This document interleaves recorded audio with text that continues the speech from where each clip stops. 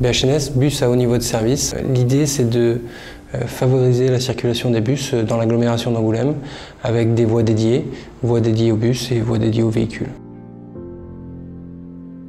Ça va être constitué de 2 lignes principales, une ligne A, une ligne B, qui traversent d'ouest en est et du nord au sud. Et autour de la création de ces 2 lignes principales, en fait, ils ont recréé l'ensemble du réseau. Donc les 2 lignes principales, l'ensemble du réseau, ça crée le BHNS d'Angoulême.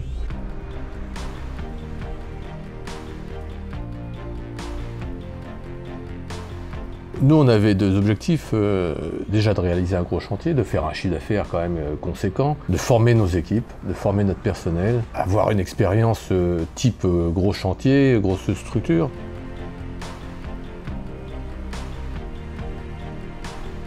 Un chantier comme ça s'organise avec une phase en amont, c'est-à-dire au niveau de l'offre, où derrière mes collègues en fait ont étudié l'affaire, ont mis en place des choses, ont prévu des méthodes de travail, des méthodes d'exécution.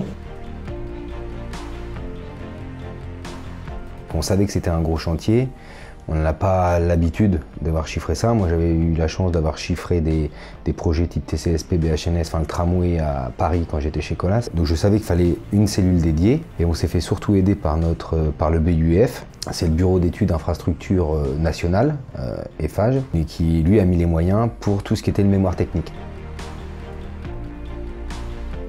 Disons que même si je suis dans la partie bureau toute la journée, les chefs de chantier, même le personnel à pied est très ouvert d'esprit. Ils nous accueillent volontiers sur le chantier. Et ce qui est hyper intéressant et ce qui est remarquable, c'est qu'ils ont l'envie de transmettre leur expérience, de nous expliquer comment ça fonctionne, pourquoi ils font ça, comment leur expérience, leur parcours.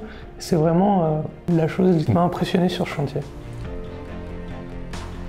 Je suis arrivé chez EFAGE en 2001, j'étais petit maçon et petit à petit, voilà, je suis rendu chef de chantier. Je montre aux gars comment il faut faire, qu'est-ce qu'il faut faire et je lui donne la main. Quand on est chef de chantier, et qui plus est jeune chef de chantier, parfois il y a des moments un peu plus compliqués où on a besoin de motiver les collaborateurs. Et à ce moment-là, c'est intéressant d'avoir une bonne équipe et d'avoir su fédérer autour de soi et de pouvoir motiver ces personnes.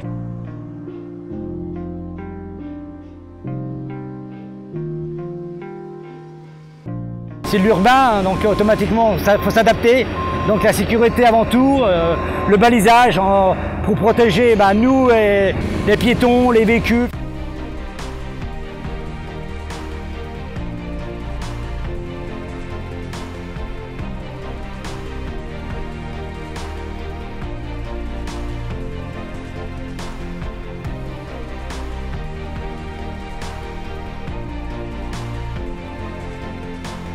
Je pense qu'aujourd'hui, la méthode commune de travail qu'on a su trouver ici nous a permis de se fédérer, de se rassembler et de travailler dans le même sens. Ce qui a été enrichissant sur cette expérience-là, c'est le travail collaboratif, les rencontres, on va dire, professionnelles, et puis ce côté de... c'est pas un chantier commun. Chiffrer 40 millions, en obtenir 18, en plus il y a une réussite derrière. Et personnellement, ça m'a fait changer, ça m'a fait, entre guillemets, grandir.